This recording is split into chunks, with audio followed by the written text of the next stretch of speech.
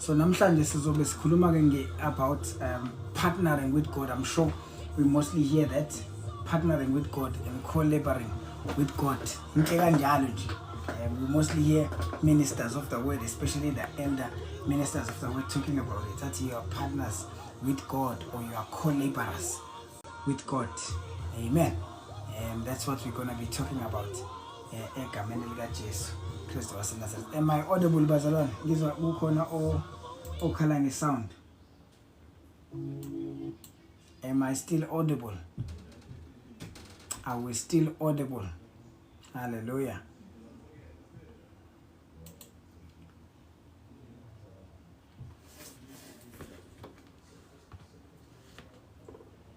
Amen. Thank you. Babe egameni lika Jesu Kristu waseNazaretha siyabonga. Sibonga umusa wokuhlangana namhlanje ebusuku. uNkulunkulu wethu onamandla. Akubanga ukwenza kwethu, akubanga amandla ethu, but it is your grace, your glory, Father, and your purpose for our lives. Babona amandla siyasithoba entendeni yesandla sakho, ecebeni lakho elinamandla. Wena nguNkulunkulu onamacebo amahle ngumuntu, uNkulunkulu onamacebo amahle.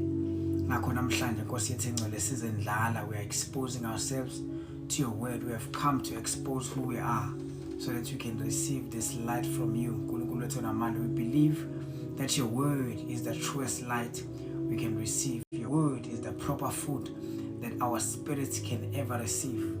Yathi Nkosi uJesu ngelinye ilanga umuntu angaphila yena kodwa angephile ngesinkwa sodwa, kodwa nangawo wonke amazwi avela kuwe uyakuphila. That is our faith, that is our stance of God when it comes to your word, that your word is able to give us life. uNkulunkulu wethu namandla, sizile ukuzophuza emthonjeni okuphila oyizwi lakho egameni lika Jesu Kristu waseNazaretha. We pray, mighty God, that you purify us. Sihlanze, usihlambulule, uhlambulule ukuqonda kwethu, uhlambulule ukuzwa kwethu, ukukhuluma kwethu, ukuzindla kwethu, hlambulule imizimba yethu, yonke into esiyiyo, mighty God. For uNkulunkulu wethu namandla, sometimes we sin by just our thoughts, sometimes we sin ngokungakhulumi kahle, sometimes we sin nangangenzi kahle, but oh God, sinethemba uNkulunkulu wethu namandla ukuthi njalo masiziletha kuwe, sivuma, sishiya, uthembekile ukubusithethelele. Usho njalo wathi abanethemba elinjalo bayasihlambulula. uNkulunkulu wethu namandla, ngakho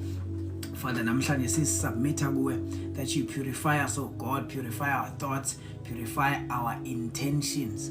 Ngegama lika Jesu Kristu waseNazaretha, by your word, increase us, oh God, increase our faith, enlighten us, oh God, that our faith may increase and your name be glorified. In Jesus' mighty name, amen. Hallelujah. Hallelujah. Siphinde sibingelele bazalwane egameni lika Jesu. I promise you today I won't keep you long. Amen. We are going to talk about this topic. It was just in my heart. I've been meditating on it. Kakul. Amen. Let me just open my Bible this side. Amen. I know most of us in our churches, different spaces, we are praying at this time. We are praying. People are fasting. Amen. So I hope this word will help you as well. I've just been meditating on 1 Samuel chapter 1. That is where we will harness also our study today. Now, amen. I said we are going to be talking about collaborating with God and partnering with God. Amen. I know mangabe si surely topic. Some of you might think, I am too young for that. Maybe perhaps that one is for the great prophets or major banban or major what. Amen. Some people might resort to that, looking down upon themselves, thinking maybe it's not for them. But actually, it is our call. It is a call for each and every believer, each and everyone who believes in Christ Jesus, that you become a co-laborer with Christ. If you read the book of John 14, verse 12, amen. Uthi lapha Nkosi uJesu, if you believe, greater works than these you shall do. If you believe. Nkosi uJesu lapha ikhuluma ngokuthi yebo nizwile futhi nibonile ibonakalise bengizenza phakathi kwenu, nibonile abantu bephila kusukuma abantu abakade bahlala phansi over 30 years, nibonile abantu abebengaboni from birth bebona, niyibonile lezo zinto, leyo umsebenzi niyenza phakathi kwenu. But uthi ke nina, if you believe greater works than this, uthi ke kodwa nina uma nikholwa niyokwenza imisebenzi emikhulu kunale.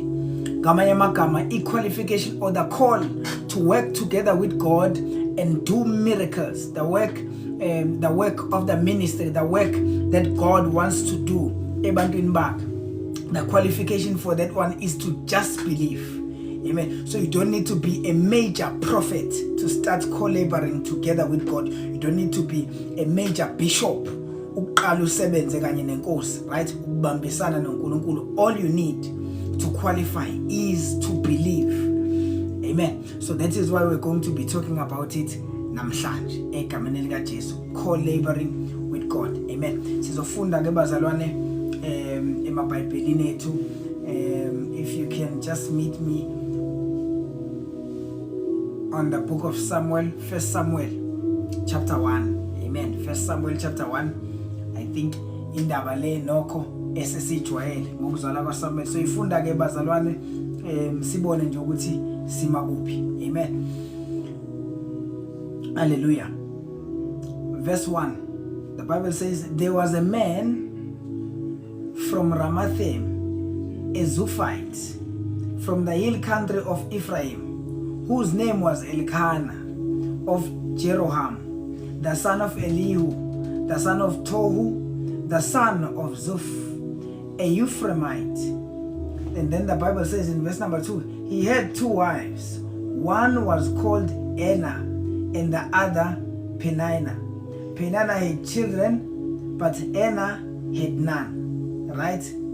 Sesiqala sihlangana nedilema besathi sisanda kuzwa nje ngalobaba but sesizwe ukuthi bekunedilema ekhona. This man was a husband, but not just a husband of one wife, a husband of 2 wives. Amen. And the Bible is already presenting a dilemma kuleyo situation of having 2 wives. The Bible, one was able to have children and the other one wayengakwazi ukuthola abantwana. Now if you continue, the Bible says, year after year this man went up from his town to worship and sacrifice to the Lord Almighty at Shiloh, where Hophni and Phinehas, the 2 sons of Eli, were priests of the Lord. Whenever the day came for Elkanah to sacrifice, he would give portions of meat to his wife Penina and to all her sons and daughters. But to Anna he gave double portion, right? Because he loved her, and the Lord had closed her womb. Which means now this dilemma that we just picked up, dilemma kaHana yokuthi uHana wayengabathola abantwana, sesithola ngisho cause ukuthi uHana wayengabathola abantwana simply because isibeletho sakhe sasivale uNkulunkulu uqobo. Okay, verse number 6. Because the Lord had closed Anna's womb, her rival kept provoking her in order to irritate her. This went on year after year. Whenever Anna went up to the house of the Lord, her rival provoked her till she wept and would not eat. Verse number 8. Her husband Elkanah would say to her, Anna, why are you weeping? Why don't you eat? Why are you downhearted? Don't I mean more to you than 10 sons? Right? Which means now umyeni wakhe was more content ngothando lwakhe kuye more than abantwana. Right? uHana yayimphatha kabuhlungu lento yokuthi yena wayengakwazi ukuthola abantwana, but umyeni wakhe wayemthanda nevertheless. Amen. Oh, may you receive a husband who will love you nevertheless. Amen. Now let us continue. Verse number 9. Once when they had finished eating and drinking in Shiloh, right? Because it was a feast, right? The Bible says Hannah stood up.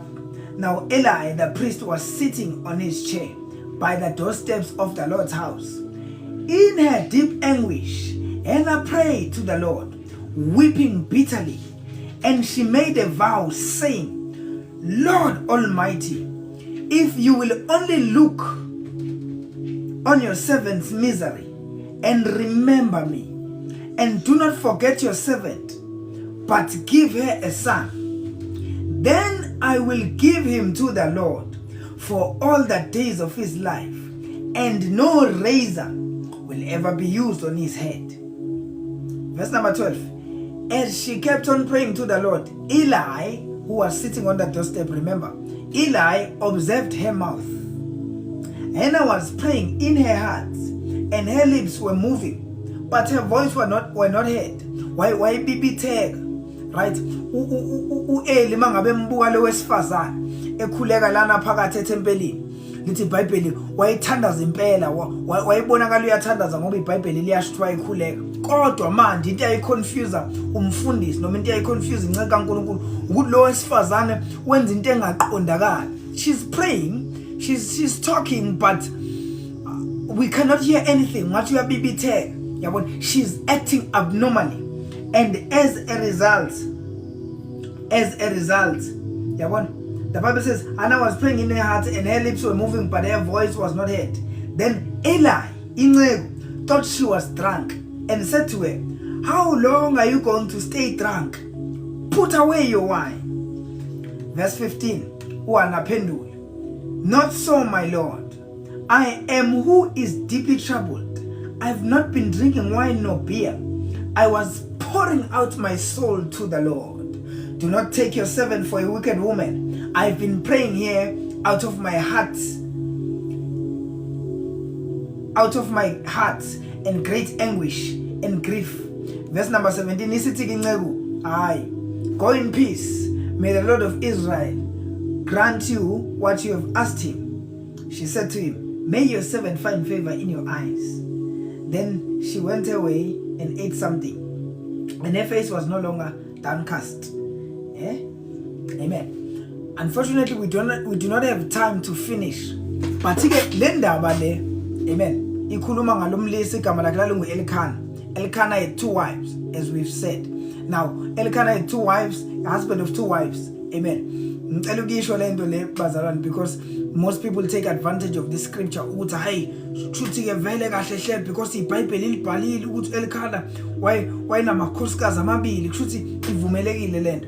Remember, always observe ukuthi each time the Bible is going to talk about a person who had more than 1 wife, it's always going to present a dilemma, right?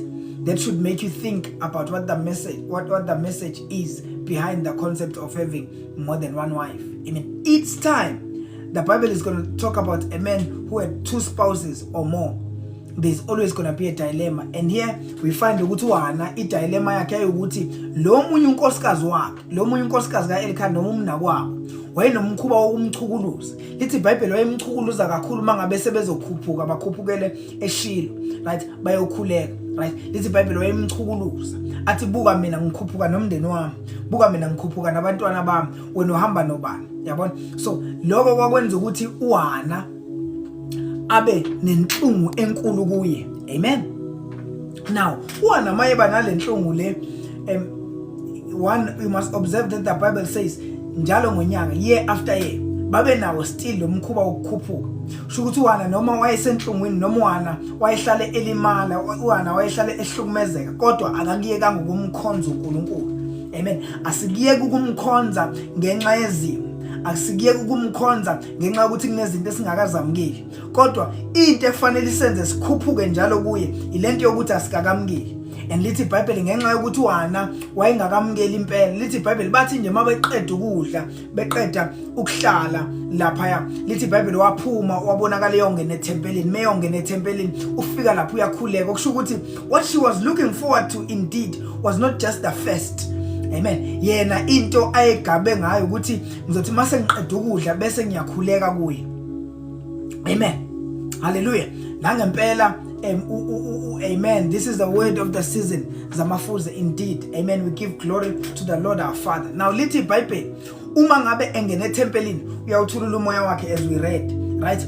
Usekhuluma something lapho, usekhuluma amazwi athize kuHannah, bazalwane. Amen. Iwona lawe sokhuluma ngawo namhlanje. Usethi uyazi inkosi mangabe ungangenzela umusa, mangabe ungakubheke nje incekukazi yakho uyibheke ngomusa nangesihe, mina I will attend to your problem, right?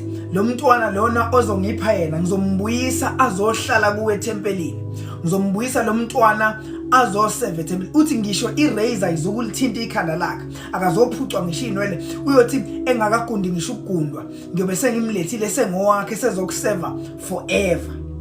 Amen. What is this saying to us? If you read the Bible properly, okay, just before incwadi kaSamuel iqale kunencwadi kaLuke kaRuth, owesifazane. Amen. But before that one kunencwadi yama-Judges. Now because God throughout the Bible had been restoring icovenant yakhe, uNkulunkulu ubezama lokho alungisa lethe umthetho, still abantu baphunyuka, alethe lokho abantu baphunyuka, kwafika iera la khona uNkulunkulu khona ayisebenzisa khona abahluleli, right? Judges. But nakhona yahamba lonto ya deteriorate, that began to deteriorate. Amen. So bazalwane, so now after that time mawuyifunda kahle incwadi yabajaji iyasho ukuthi umhlaba wawuya ngokuya uba wicked, abantu babehamba babe abantu abangakwazi ukuziphatha, inkohlakalo yayiloke yanda, right? uNkulunkulu wasala engena advocate, engenayo umuntu okhuzayo imhlola, right? Izwe lonakala kakhulu. Even in the times of Ruth, uRuth ke yena iera yakhe waphila ngeera yani yama-Judges yabahluleli, ingakho incwadi yakhe ifakwe just between yena noSamuel. So now along that era incithakala iyanda manje, ilokhu strategy sama-Judges asisebenzanga, right? Kodwa uNkulunkulu usamdinga umuntu ozokhuluma endlini yakhe, right? Usamdinga umuntu ozokhuza imhlola, right? So uHana uya-identify ukuthi yazi inkosi, now you are in need. Amen. That is what we are going to talk about tonight. Amen. That is what we are going to talk about tonight in Jesus' name. Amen. So ngizokhuluma ke nge-collaborating with God. uHana then decided ukuthi mina ngoba ngiyabona ukuthi nawe inkosi you have a need, I have a need, now nesting, so I want to collabor with you. Amen. Right? What is to collabor with God? What is to partner with God? Collaborating means working together with God to fulfill his purpose on the earth. Ukusebenzisana nenkosi kanye nayo, ukubambisana nayo, right? Ukufezekisa icebo layo, actively so and intentionally so. uHana decided to pick up that role. Wathi kusukela namhlanje ngiyaye ukukhala inyembezi, ngiyaye ukubalisa. Namhlanje ngicela ungisayinise icontract yokuba upartner wakho. Amen. That is what Hannah was saying, if I can interpret it my way. Uthi inkosi, let us enter a memorandum of understanding and let us sign an MOU, you and I. Let us become partners because you have a need.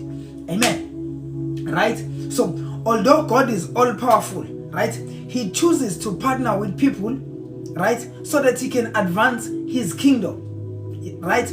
Through willing and available vessels. So uHana then said, oh God, right? Your purpose is great. Your purpose is being challenged, right? Icebo lakho ngomuntu liyalimala. Your team is losing, right? Oh, I'm an available vessel. I want to partner with you. Amen. Go together with me, bazalwane. Yes, uHana then decided to be a collaborator with God. Amen. If you read the book of 1 Corinthians chapter 3 verse 9, amen, little Bible, we are co-laborers together with God. So this is a concept that's already in the Bible. I'm not just taking things from out of nowhere. Little we are co-laborers. Singo party, right? Kanye noNkulunkulu sisebenzisana kanye naye. Amen. It's a concept that is there, right? God does not look for prayerful people. Co-laborers. God does not look for prayerful people or people with high titles. He only looks for available vessels. So that is how Hannah got to qualify. Anna got to qualify simply because she said, oh God, I'm here, I'm available. Amen. Right? Now, ngalesiya sikhathi uSamuel wazalwa within isikhathi sabahluleli, right? Just in that era where system yabahluleli fail, right? Incwadi kabahluleli mawuyifunda kahle izokutshela about sin, right? Isono ikutshela ngeoppression eyenzeka lapha. Crying out, read that book bazalwane, just learn ukuthi uNkulunkulu kade ayisebenza kanzima. If you want to see ukuthi uNkulunkulu kade ayiphusha kangakanani ukulekelela umuntu noma ukutakula umuntu, you must read the book of Judges, right? Ne deliverance yayikhona, wayethi mayenza deliverance uNkulunkulu kube ngaza zathi temporary, umhlaba kube ngathi unakala kakhulu, yabona. Then kuna statement lapha ozosifica encwadini yama-Judges. That is why I quote it namhlanje. Mawufunda chapter 21 kuna statement la khona lithi iBhayibheli, in those days there was no king in Israel, everyone did what is right emehlweni akhe. So nombani wayezenzela akubona kulungile emehlweni akhe, indlela kwasekonakele ngayo. Uyacabanga ukuthi ngalesi sikhathi nababhizi bona bakhala ngokuthi uNkosi ngicela ungiphe umntwana, you know, ngiyamhlukumeza umnakwethu, yabona. Kanti uNkulunkulu is facing a bigger challenge, right? Though uHana wayenesikhalo sokuthi my womb is being shut, but there was another womb that was shut as well. There was another womb that was suffering, which is the womb of the kingdom. So uHana, that is what she got to notice when she made that prayer. She was making that prayer because in those days there was no king in Israel and everyone was doing what is right in her own eyes. Then Anna said, oh God, may I co-labor with you. Today I choose to sign a contract with you. Please use me. I am an available vessel. Right? Amen. Amen. So uHana usenotice ukuthi inkosi engathi manje udinga abantu ozobasebenzisa. Udinga isitsha esokulamulela kule nkinga.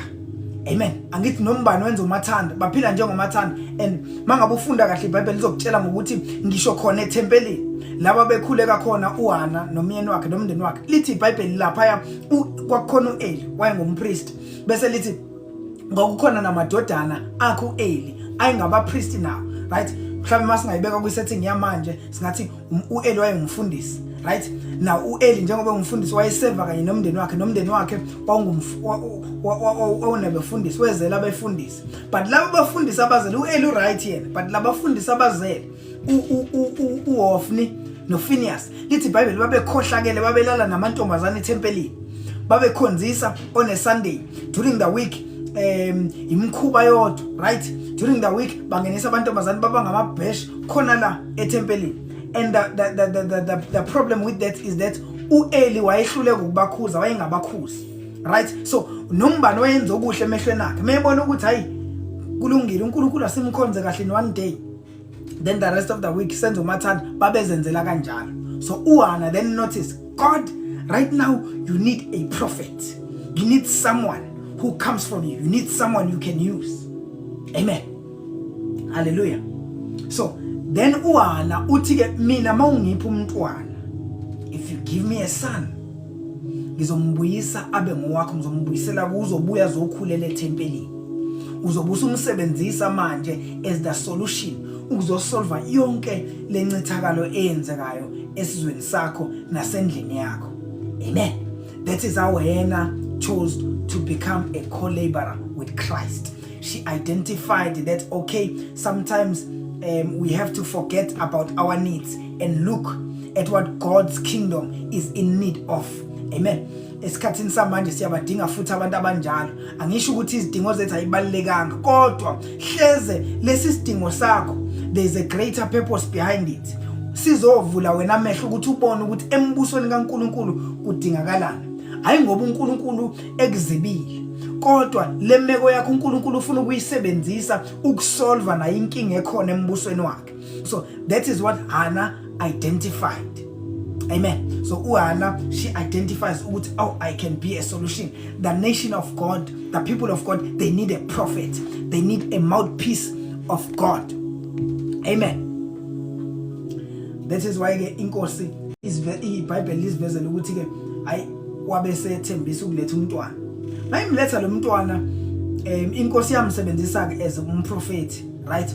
Ukuzobuyisa isizwe sikaIsrael, right? uSamuel ke wasetshenziswa kakhulu, wakhula kwafika isikhathi sokuthi afunde ukuzwa ukuthi uNkulunkulu ukhuluma kanjani, afunde ukulalela nokwenza lokho uNkulunkulu akushoyo, right? uSamuel uNkulunkulu wamenza umprofeti ekhuliswe eThempelini, wasetshenziswa ukubuyisa isizwe sikaNkulunkulu. Now yini umprofeti, mhlawumbe uzobuza ukuthi umunye yini umprofeti. Samuel mangabe senikelwe eThempelini uHana, Samuel became a prophet. A prophet is a mouthpiece of God. Ilo muntu okhuluma noma okhulumela uNkulunkulu, noma angibeke kanje, noma uNkulunkulu akhuluma ngaye, right? Ilo who speaks for God, whom God uses to speak phakathi kwabantu. Sometimes mangake kwehle izwi likaNkulunkulu lehle njengoba uNkulunkulu mangase afuna ukuyikhulumela la kungashona abantu abaningi. That is why if you read the Bible, uNkulunkulu ezokhuluma no Saul, uSaul esazingela abazalwane, right?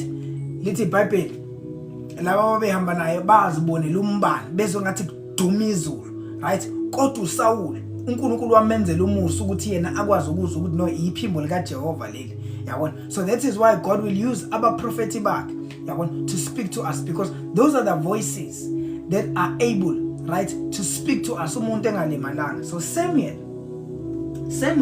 was born a prophet, was called to be a prophet. Amen. To be a mouthpiece of God. He was chosen to hear God clearly and communicate his will. So ilo muntu obizelwe ukuthi ezwe uNkulunkulu ukuthi uthi ebese ayicommunicate lonke ebantwini, right? A direct abantu, right, by bringing correction, abanike ngisho direction, right? Sometimes even guidance and the protection. You remember if you read your Bible, mafuna incwadi yamakhosi uyothola ngisho ngo-Elisha. The Bible says uElisha kwafika isikhathi la khona isizwe sikaNkulunkulu sasihlaselwa khona kakhulu, right? Lithi iBhayibheli zayifika izitha ye-attacker left, right and center, but zayihluleka. Why? Because lithi iBhayibheli kwakhona uElisha each time izitha noma isitha sizohlasela isizwe sikaNkulunkulu, uElisha wehamba ayotshela inkosi athi lalelake, namhlanje bazohlasela bazoqhamuka ngapha, namhlanje bazohlasela bazoqhamuka ngapha, right? As a result wawuhlala usindwe Israel because isitha sasihlale sifika usilindele. Uzwe izitha zixabana zodwa ngelinye ilanga zithi ukhona yini oyimpimpi phakathi kwethu, ukhona yini othi mangabe sesihlelile ukuthi siyobahlasela laba ebese batshela ukuthi soqhamuka ngaphi, bese bephendulana bodwa bathi hayi ngoba kukhona impimpi phakathi kwethu. But it is because laba banomprofeti ogama lakhe lingu-Elisha, and yena indlela aprofeta ngayo ukwazi ukuzwa ngisho ukuthi uxoxane usekamelweni lakho, yabona. So abaprofeti uNkulunkulu ubasebenzisa ngaleyo ndlela to even guide the nation. Isizwe siyalimala, isizwe siyafa when prophets are quiet or when prophets are not there.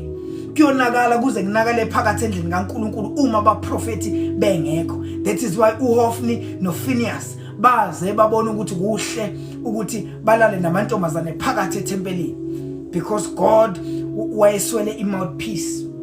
So yena came to be a partner with God and collaborate with God to bring a solution to that problem, right?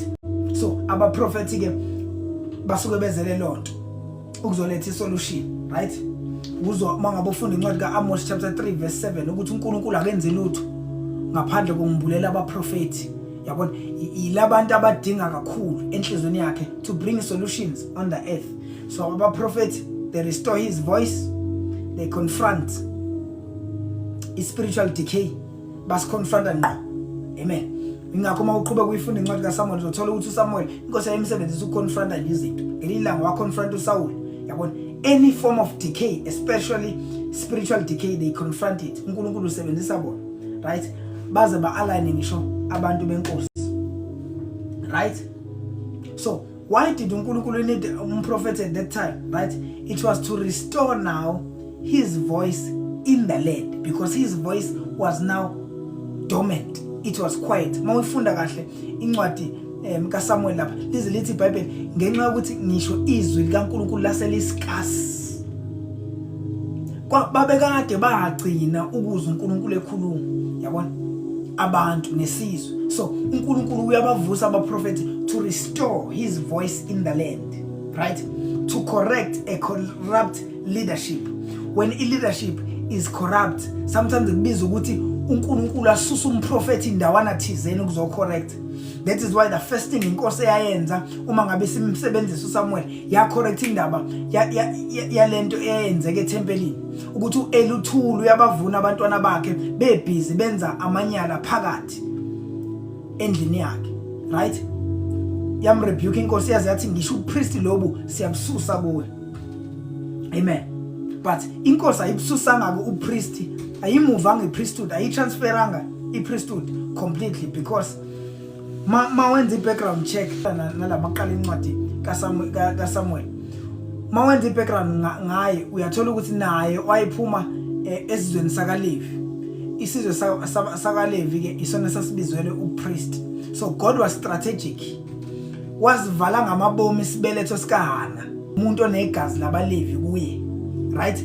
Lo onegazi labaLevi uNkulunkulu wayehlelile ukuthi mangabe efuna umpriest fana aphume esizweni sabaLevi. So now wabona ukuthi uElkanah unawo umkhuba, uyibambile lento yokuthi every year fana akhuphukele endlini yami, una inhliziyo yokukhuphukela endlini yami. Wasethi ke now I will orchestrate ukuthi oyedwa wamakhosikazi akhe sivaleke isibeletho ukuze ezozi-availa ukuze ngilethe isolution ngizocorrecta lesi simo esikhona la eThempelini. So that is why esaHana ke isibeletho safa a Levite, right? Now uNkulunkulu wayefuna ukusebenzisa yena. Sengenzele umuntu ozoba ne-question ukuthi why uNkulunkulu asivale isibeletho sikaHana. No, God was strategic in that one. It was because ngokunquma kwakhe wayenquma ukuthi umpriest fana aphume kuma-Levite, right? So uHana ke was the best candidate. Kwasho ukuthi ngempela mayivala isibeletho uvala isibeletho somuntu right, uzothi mase sivalekile isibeletho sakhe abona, oh God, you need a prophet. Use me, oh God. Sizale umprofeti ezweni. Amen. So Hannah's story, now Hannah's barrenness appeared to be a personal crisis, right? It was connected to a national and spiritual crisis. Sometimes the crisis we face are a tunnel to open us up and reveal to us the spiritual need for the nation. Amen. So Hannah prayed differently when she discerned God's need. Did you hear that one? The key is to always discern isidingo sikaNkulunkulu. Always discern isidingo sikaNkulunkulu. Always as his child. And your solutions or your deliverance is going to be quicker. Right? So Hannah usezwakala ethi, if you give me a son, lapha ku verse 11, if you give me a son, I will give him back to you. Amen. If you give me a son, I will give him back to you. Amen. So the womb was not the real problem here. Amen. But it was the corruption inside the temple. Amen. The land was barren spiritually. Though Hannah was barren physically, but the land was barren spiritually. So Hannah said, God, I want to co-labor with you, and let us attend to this matter of national barrenness. Amen. Now, iBhayibheli liyasitshela ukuthi ke Hannah, when she aligned her desire with God's purpose, she conceived Samuel. When you align your desire, when you align your needs with God's purpose, you will conceive. God will hear you. God will respond to you. I'm not saying God wants us to always bribe him, but always the key here is to align your needs, align your desires with his purpose, right? That is why, little Bible, we must ask anything, ask for anything according to his will. If you ask for anything according to his will, it will be done for you, because it will mean your needs are aligned to his purpose. Your needs are aligned to what God needs as well. Amen. Hallelujah. So she conceived Samuel. So when she conceived Samuel, right, God conceived a prophet. God now gains a prophet. Your conception must become a kingdom gain. your conception, your receipt, your answered prayers must become a gain for the kingdom. That is why our prayers must always be selfless. Our prayers must be considerate of what God needs as well. Can God do things without men? Yes, of course he can.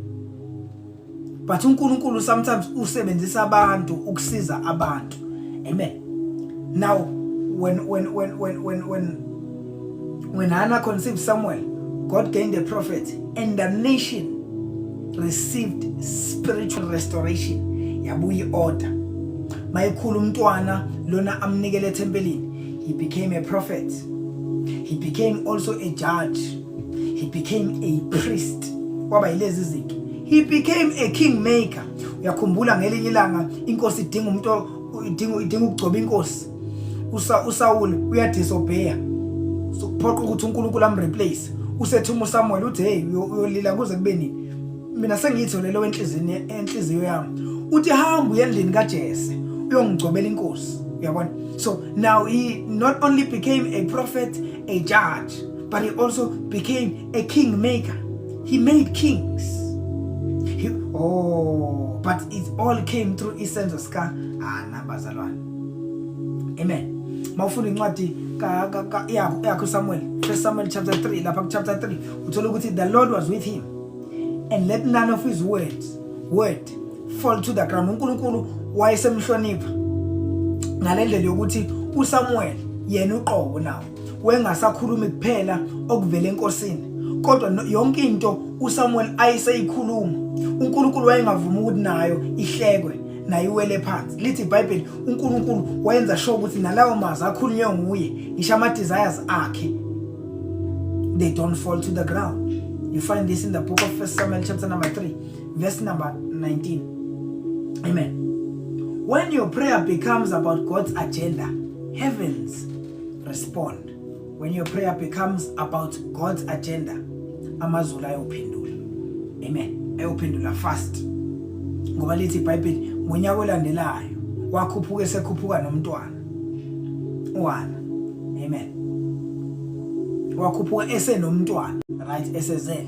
Do wahlala isikhathi esincane then walonyulwa, then wabesemisa ethempelini. And lithi iBhayibheli, yes, emveni kokuba emtholile uSamuel waphinde wambuyisela ethempelini, she conceived other siblings. Samuel had other siblings. uNkulunkulu waphinde wambusisa kakhulu wani ngoba waseyi-attendile le meko. The gate to open her womb was to attend or to avail herself for the kingdom. Then isibeletho sakhe savuleka forever. Amen. So uNkulunkulu ke uyawadinga ama-human vessels. Bengizosho njalo namhlanje njengoba sikhuluma ngama-collaborers with God ukuthi we need to collabor with God. God needs human vessels. God does not lack power, but he chooses to work through people. Throughout the Bible, that is what we learn. uNkulunkulu nje ubesebenzisa abantu noma esefuna ukwenza izizwe zonke abafundi bakhe, right, efuna ukudoba abantu ababuyisele embusweni wakhe, ubiza abafundi uthi wozani ngizonifundisa, ngizonenza abadobi babantu. Umuzwe ngelinye ilanga seba angishine thambani nenza izizwe zonke abafundi bami nibabhabhadise egameni lakhe. So God will use people to save his people. God needs human vessels. uNkulunkulu uyayidinga izitsha ezizinikele embusweni wakhe, izitsha ezipure, izitsha eziclean, that will collabor with him, right?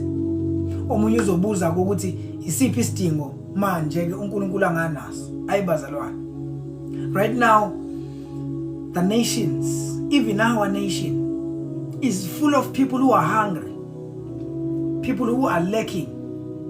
Abantu baningi baswele la ngaphandle, bathandaza imihla namalanga beswele, right? uNkulunkulu udinga abantu abazoba izandla zokuyofida labo bantu, to feed the hungry, right? Avail yourself to collabor with God. You don't need to be a millionaire. You don't need to be a high priest. You don't need to be a major prophet to collabor with God. All you need to do is believe and then collabor with him. John 14 verse 12. if you believe, you will do greater works than these. Amen. Greater works than these ye shall do. Right? uNkulunkulu udinga ama-vessels azowasebenzisa as mouthpieces. Right? uNkulunkulu njengamanje indlela ekukhohlakele ngayo udinga abantu azoshumayela ngabo. Ngakho sakhetha uTikTok ungawusebenzisela umdanso. We just availed ourselves so that God can speak to his people. I'm here on his behalf. I'm a co-laborer with God. I'm a partner with God, because God needs people who are going to influence the nation with the truth. Amen. So avail yourself. I am here to appeal to each and every one of us, bazalwane. Let us avail ourselves. Our masses, bazalwane, masses nigele kuye. Amen. In any way you can. uNkulunkulu bazalwane udinga abantu abanye ubaphe ama resources. Right? Udinga ama resources ukuthi ahamba ayofika kubantu. uNkulunkulu ukubusise kwaze kweqa. Amen. Ubengenzela ukuthi ube ngcono kunabantu, but it's because kunabantu abasondeze eduze kwakho abadinga lawo ma resources. Would you not partner with God and share even your house? Mina ngazi imizi bazalwane, imizi ebingathathi into entweni, imizi nje nemizana, lemizi ebizwa ngemizana ebikwazi kodwa ukwamukela ihambe inakekela umphakathi wonke. Amen. Ngazi leyo mizi uNkulunkulu ubagcinile abantu bakuleyo mizi, wayi-expanda, wayiphumelelisa simply because bayibambe imfihlo ukuthi uNkulunkulu udinga izandla azoyisebenzisa to impact the community. Our communities, they need us. The kingdom of God needs us, not just to stand as preachers, not just to wear a makeshok and wear okolon, but sometimes we need to get our hands dirty. Go out, find a para that you're gonna adopt him. Start by feeding him, taking care of him, then slowly feed him the word. Amen. You never know what God will do. Identify abantwana ngakini who are lacking. Njengamanje kids are going back to school. Some parents are frustrated, some families are frustrated. Abazi bazoyithengela ngani ingane ama uniform. God has blessed you with more than enough, even if it's not more than enough. But God has blessed you and made you available. He has bazalwane. The Bible says, now to him who is able to do exceedingly abundantly above all that we can think nor ask. It is him who gives the ability. God has blessed you with the ability.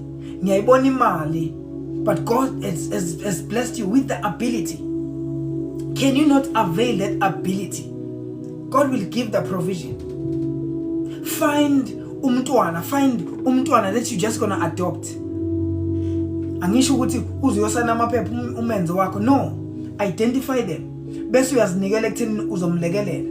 Umcheck ukuthi unjani, iuniform yakhe injani, unawo uthayi, unazo izicathulo, udlane esikoleni. Usikhokhile yini school fees? Ezinye izikole zisakhokha i-school fees of 400 rand, but some families are struggling to even afford that. And God needs us. And these families are praying. Bayathandaza bathi inkosi silekelele. But ama vessels ayashoda. Ama vessels bazalwane. Sashona bless isikhathi sokuthi uzwe uthi umndeni beswele besingasazi sodlana. Umama wala ekhaya wavela wahamba wayobilisa amanzi estofini. Uthe mayibilisa amanzi wangena umuntu angene ephethe igross. Ethi angazi nami ngizwe ukuthi angilethe nansi igross. Yabona?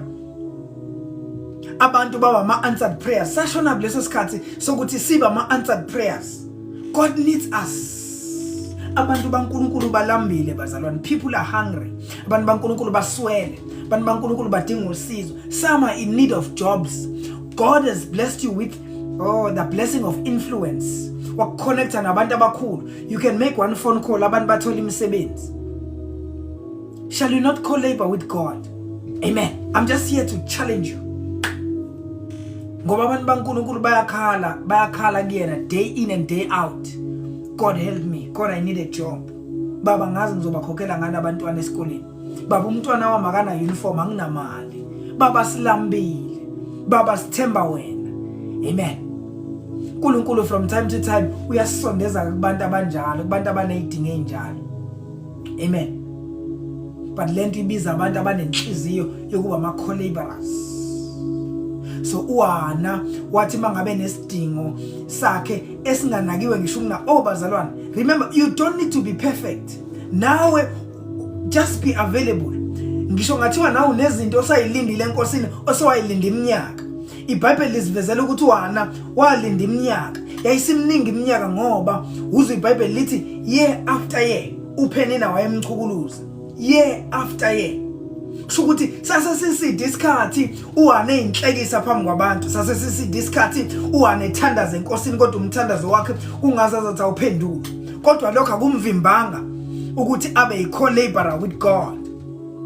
We need to collaborate with God. Be partners with God. Amen. Avail yourself. Allow God to use you. Kunabantu abakudingayo ukumazi uJesu. Badinga nje wena ukuyofakaza ngaye. Lento yokufakaza ngenkosi uJesu is still relevant even now. Sike saphuma siyibandla endaweni yasembo. Siyofakazela abantu njengoJesu. Sibameme enkonzweni yes, but bese bafakazela nangenkosi uJesu.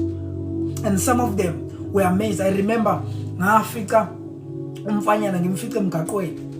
Ngiyam-invite ebandleni ngimtshela ngenkosi uJesu. Ngimtshela ngalempilo emnandi yokukholwa. He was so fascinated. Sengiyambuza kuphi ekhaya wavela wakhomba eduze. Ngathi asingene phakathi. Mangingena ngibatshela ngemsebenzi yenkosi uJesu. Amen. And inhliziyo zabo zavele zavuleka. But we want to come to church. We want to come and experience this great life. Uma ngabe ukuthi uNkulunkulu nje. uNkulunkulu udinga nje abantu abanjalo. Amen. Thatha isikhathi sakho and show Christ, reveal Christ to the world. Amen. Use your WhatsApp, send a message. Mina ngiwajaja ama-jokes. It's good to post jokes on your WhatsApp, but sometimes post a verse, post an encouragement. uNkulunkulu drops a word of encouragement, sometimes not just for you. That very same word which God used to encourage you, God can still use to encourage people around you. Share that very same word. And be strategic about it. Don't be weird about it. uNkulunkulu kunabantu who have been rejected left, right and center. God is looking for vessels azowasebenzisa ukuyokhombisa uthando lwakhe ukuthi lisakhona kulabo bantu. Abantu abaningi bashayekile, balahliwe, baxoshwa abantu, balinyazwa, bahethwa abantu, abasathembi lutho. uNkulunkulu uyafuna ukubuyisa ithemba kulabo bantu.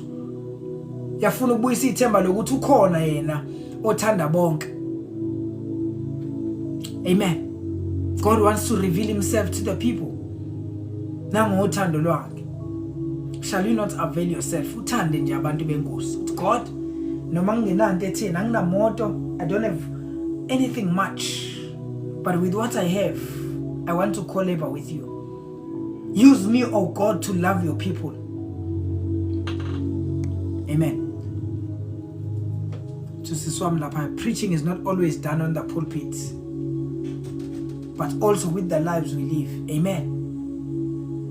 And actions we take. They preach. Amen. The lives we live and the actions we take, they preach. Kubizwa ukuthi umuntu abe naso isambulo sokuthi abone ukuthi here God is looking for a solution. God use my character. Bakhona yini abantu abanjani athi God use my character to restore hope. Isimilo sala emphakathini samantombazane sonakele. Sebenzisa mina Nkosi as an example. Help me inspire the community with a pure and godly character. Mina ngashunyezwa kanjalo bazalwane, ngizongena ensindisweni. uNkulunkulu waphendula insizwa eyayihlupha, ewehlupha lombhemu, wehlupha eyilenhlobo eshaya ijoke eklasini. Nihleke nonke, asale enethuli bese niyashawa nini. Ehlupha ekwazi ukungena ngo10 engawugqokile uthayi. Esikoleni engangifunda kuso sasi strict ogwini, akwazi kodwa yena ukungena ngo10. Yangihlukumeza lento kodwa mzukwane ngimbone eseshintshile, ese upright, ese pure. ngisho ehamba ngibona kunento epure ngachezukela ngakuye ngambuza ndoda kwenze njani wena ngiyakwazi phela what happened then wangitshela ngenkosi uJesu wathi uJesu ngithi mina uJesu wani manje ngoba uJesu ngiyamazi mina uJesu lo waseBhayibhelini onjani lo ofika kuwena onjani lo wena omaziyo wathi no uJesu engimamkelile yilo okwazi ukushintsha icharacter yensizwa ithi noma ikade sibheda iqonda indlela yomuntu amen then he began to teach me ngayithola sengisembusweni kaNkulunkulu ngashunyezwa ka grade 11 edeskini amen through character basakhona yini abantu uNkulunkulu angabasebenzisa to inspire the nation with a pure and godly character with integrity. It's not about being famous. It's not about ukuthi sifuna ukuzenza ama celebrity bazalwane. But God must use us. Use us as an influence of great character. Amen. Iyakhala inkosi mawufuna incwadi kaIsaiah chapter 6 verse 8. Uthi whom shall I send? And who will go for us? From time to time inkosi iyahlukumezeka mayengeka ama available vessels. Amen. So we need to collaborate with God. Show compassion. Ithi inkosi uJesu mawufuna incwadi kaMateyu chapter 25 verse 35. Uthi ngiyofika. Niyothi basenifika lezolwini abanye bene ngibavalele bangangeni. Bathi mabebuza ukuthi kungani inkosi ngithi hey ngafika kini ngilambile. Anangangipha ukudla. Ngafika kini nginxaniwe. Anangangiphuzisa lutho. Ngafika kini ngeswele. Anangangibathisa. Lithi iBhayibheli bayobe sebebuza ukuthi awu inkosi uke wafika nini? Ithina uyizona zonke lezo zinto. Sikaze sikubone thina ulambile. Sikaze sikubone thina unxaniwe. Bese okunika inkosi. Ibisithi inkosi uJesu hayi. Ngiyobe sengibaphendula ngibatshela ukuthi bonke labantu abaswele bengibasondeza kini. Abanye babo bekuyimi. Bebelethwe yimi ngamanye amagama bebelethwe yimi. In other words, I placed you strategically where you are. Laba bantu abaswele, laba bantu who are lacking. Angikubeka ngaphakathi kwabo ukuze wena uvele ungcono.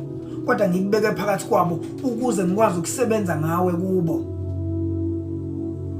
So that I can use you as an answer to their prayers.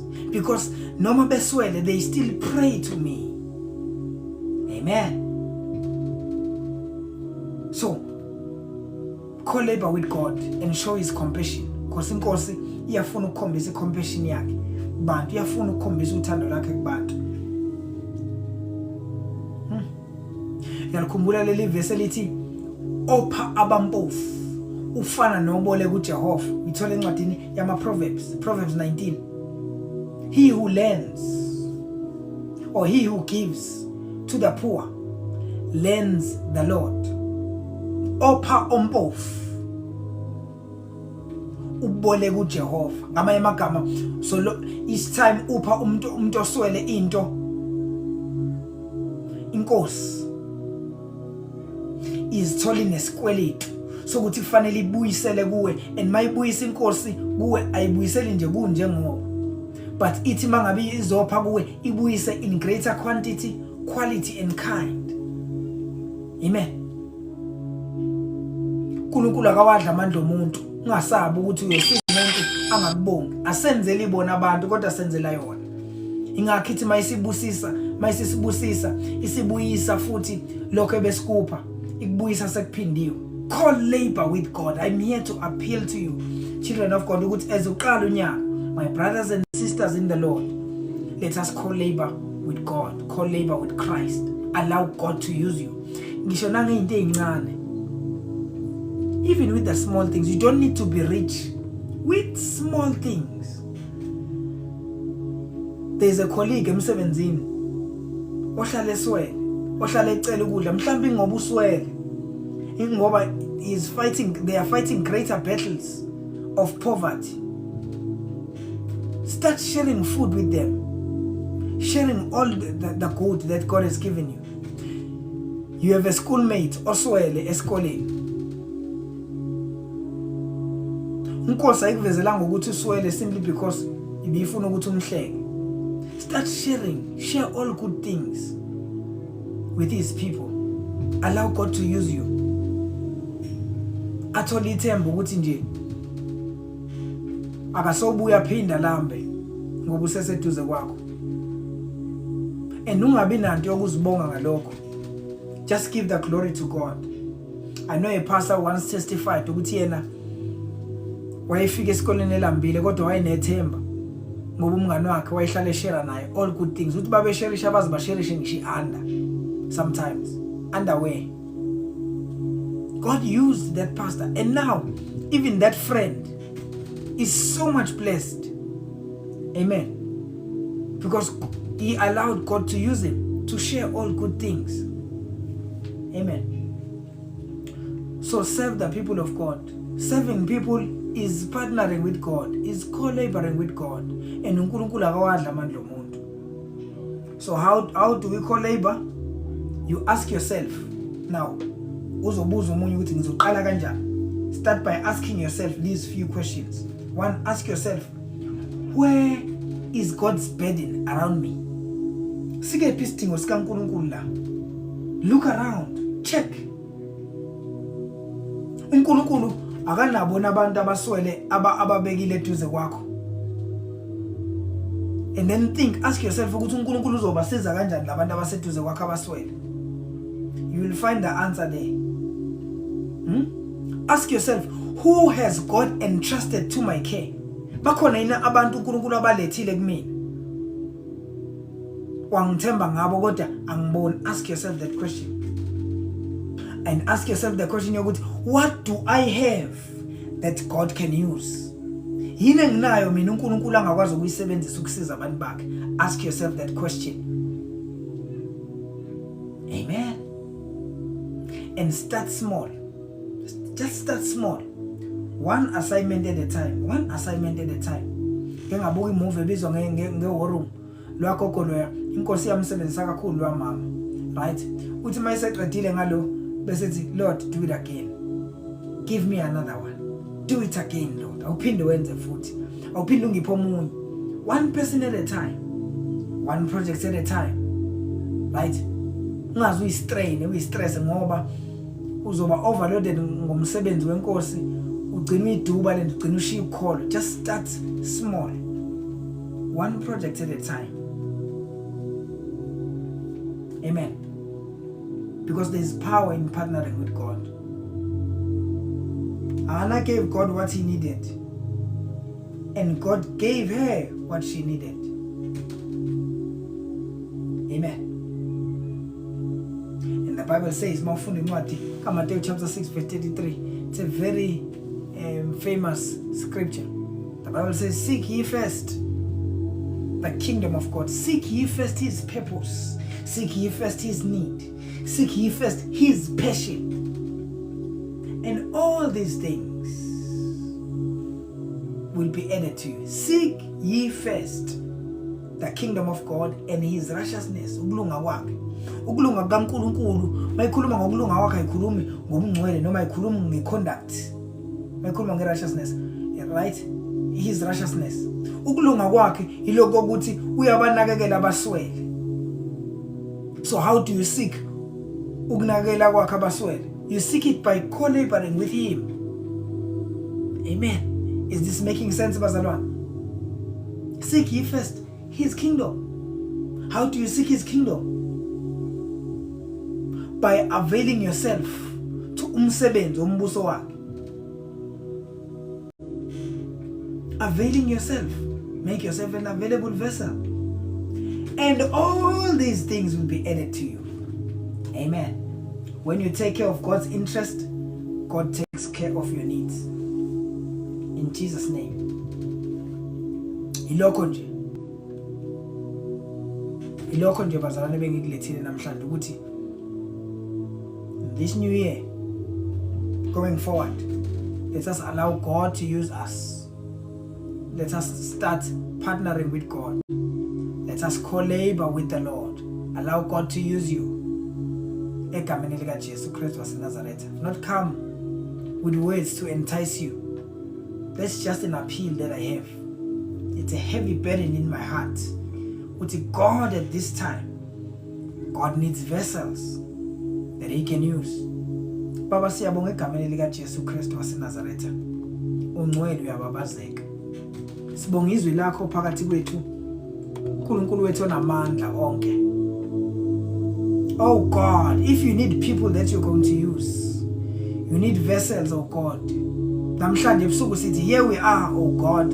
Holy Spirit, use us. Use us, oh God, and we will not share glory with you.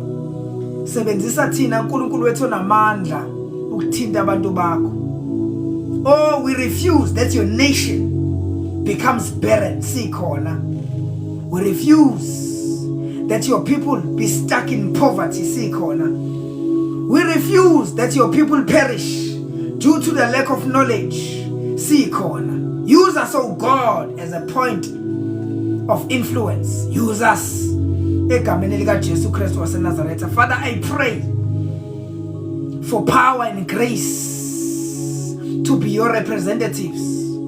Oh Father, we charge that power towards everyone under the sound of my voice. Unction them, oh God, each and every believer under the sound of my voice. Unction them with your spirit that they may co-labor with you. Use them, oh God, as vessels to influence, impact your people. Ngegama lika Jesu Kristu waseNazaretha siyabonga ukuthi sitha siyajabhiswa. Oh, our communities will not live in lack. Ngegama lika Jesu Kristu waseNazaretha. Oh, even our workplace will not be barren of His voice, will not be barren. Even our schools will not be barren of His voice. For oh God, You will use us as available vessels to influence. You will use us as your mouthpiece. Egameni lika Jesu Kristu waseNazaretha. Baphi isibindi uNkulunkulu wethu onamandla sokushuma ilizwi lakho ngesibindi. Egameni lika Jesu Kristu waseNazaretha. Baphi isibindi sokushuma ilizwi lakho ngeqiniso. uNkulunkulu wethu onamandla. Baphi isibindi sokuma in pureness, in purity and in good character. Phakathi kwabantu, abantu babone impilo enhle ekuwe. Abantu bakholwe imisebenzi yakhe emihle ngabo. Egameni lika Jesu Kristu waseNazaretha. Father, we thank you for restoration of their faith. Everyone under the sound of my voice, I declare a complete restoration of faith. Oh, izwi lika uNkulunkulu malibe njengemfula yamanzi amaningi agobhozayo eswini sakhe egameni lika Jesu Kristu waseNazaretha. Let your word be like rivers of living waters flowing from your belly. Egameni lika Jesu Kristu waseNazaretha. We thank you, Lord Jesus, that at this time abantwana bakho will not be silent. Abantwana bakho bazolamba sikhona. You will use us, oh God. Egameni lika Jesu Kristu waseNazaretha. We will entertain everyone who's lacking around us. uNkulunkulu wethu onamandla, for your good and for your purpose. Egameni lika Jesu Kristu waseNazaretha. We thank you, oh God, even for provision to fulfill your purpose. Father, we thank you for aligning our destinies, our desires and our needs with your purpose. Egameni lika Jesu Kristu waseNazaretha. Namhlanje we choose to co-labor with you in the mighty name of Jesus, and we say, oh God, let your name be glorified. Asokwenzela udumo lwethu kodwa udumo lonke maluye kuwe. Izizwe zonke ibabaze igama lakho ngoba lifanele ukubongwa. Lona limile kuze kube ngonaphakade. Wena Nkosi yethu engcwele uthe uliphakamisile igama lakhe emhlabeni ukuba onke amadola akhothame kulo. Waliphakamise emazulwini, kanti nangaphansi komhlaba, phansi kwamanzi uliphakamisile igama lakho. Oh, we will not share glory with your name, but your name shall be glorified even with our lives, oh God. Egama lika Jesu siyabonga. Nkosi yethu engcwele, let your name be glorified in Jesus' mighty name. Hallelujah. Thank you, Lord Jesus. Hallelujah. We hail you.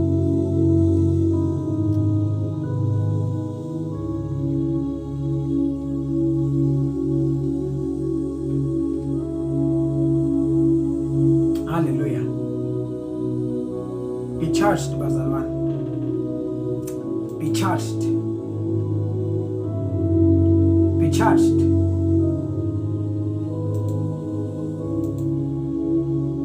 charged to go out and influence the kingdom for Christ in the name of Jesus. Thank you so much for joining us namhlanje. Egameni lika Jesu Kristu waseNazaretha siyabonga. Thank you so much for always coming here and being with us, bazalwane. Amen. We do not take it light. I hope that this word was impactful and was able to transform your life as it did mine. Egameni lika Jesu. Amen. Join us next week. Monday we are going to be live. Again, we are live every Monday at 7:30. Egameni lika Jesu Kristu waseNazaretha, building together in the spirit for the Lord. In Jesus' name. Hallelujah. Let me take time and appreciate these voices. Siyabonga kakhulu Gugu Carol, siyabonga kakhulu Syndicate, siyabonga kakhulu Owekhetelo. Amen. Syndicate, don't worry, this session is going to be available from tomorrow on YouTube. Every service esibanayo, I make sure ukuthi the following dates uploaded on YouTube. If you go to YouTube and search Bible Study with Andile, you will find us there. Amen. If you are struggling to find the channel, you can just take my number and I will send you a link on WhatsApp. My number is 073-879-2726. 073-879-2726. Or you can just send me a DM. Amen. And I can send you the link. But this session is going to be available on YouTube from tomorrow for you to just revisit in case you missed it. Amen. So do not worry if you came in late. Amen. Namhlanje besikhuluma ngokuthi we need to be co-laborers and partners with God. So it's going to be available tomorrow on YouTube. The YouTube channel name is Bible Study with Andile. Mawubhala Bible Study, ubhala is one word. Bible Study, one word. Ohlangene. Bible Study with Andile. Bible Study ohlangene, then uthi with Andile. Amen. You're going to find us there. Amen. And more of these material. Egameni lika Jesu Kristu waseNazaretha. Thank you so much for being with us. Siyabonga kakhulu. I see my dear mom, Mom Thulisile Dlamini. Thank you so much, mom, for coming through. I see the woman of God, Asanda Zondo. Thank you so much, my dear sister, for being with us. Egameni lika Jesu Kristu waseNazaretha. Siyabonga kakhulu. Sisuphilile Dladla. Thank you so much, Spesihle Mkhulu. Amen. Thank you so much, Gugu Carol. Thank you so much, Virtuous Nonku. Thank you so much, Mfundisi wami Musa Shows. Thank you so much, Sisumbali wakwaKhanyile. Thank you so much, Nqobile Asibonge. Thank you so much, Kazinkele Primza. Thank you so much, women of God, Stabile Hlehle, Wandi Ayibonge Mvana, Syndicate. Amen. Thank you so much for coming through. Noxolo Mdeu Fitness, Jesus all the way. Thank you so much for joining us. Mahlope, thank you so much for joining us. Lindy Wembele, thank you so much for joining us. Tombi, thank you so much for joining us. Iviwe B, thank you so much. Tandi Chawuke, Bongi Kambuyisa, thank you so much for coming through. Bini Ramotibe, thank you so much for coming through. Mam Kize the Lioness, thank you so much for coming through. Mamuloi, Stella Makwaza, Gospel Plain, thank you so much for coming through. Kia Mokwena, thank you so much for coming through. Mondi Ndlovu, Malindi Makanya, Kukungwenya. Amen. Thank you so much for coming through. ZXR Hero, thank you so much for coming through. Taliema, Baromos, Mills, Puana, Diesel Pinks, No Bellingham, I saw you. Baningi kakhulu bazalwane, abanye amagama ayashesha ngikwazi ukubona wonke, but I appreciate each and every one of you. Fuze, thank you so much for coming through. Yes, our Bible study every Monday starts at 7:30.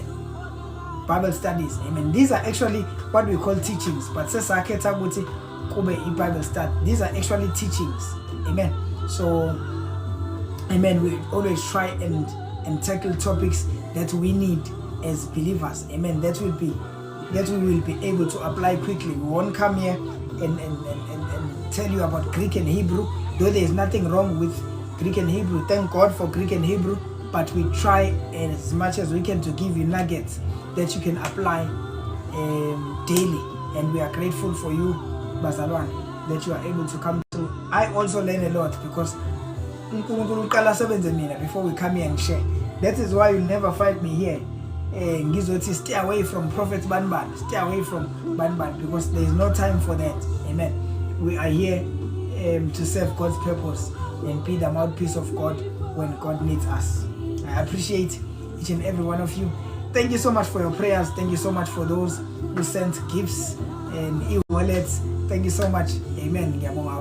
I celebrated usuku lami lokuzalwa izolo kamnandi, and it ended on a high note, and we are just grateful to God for that one.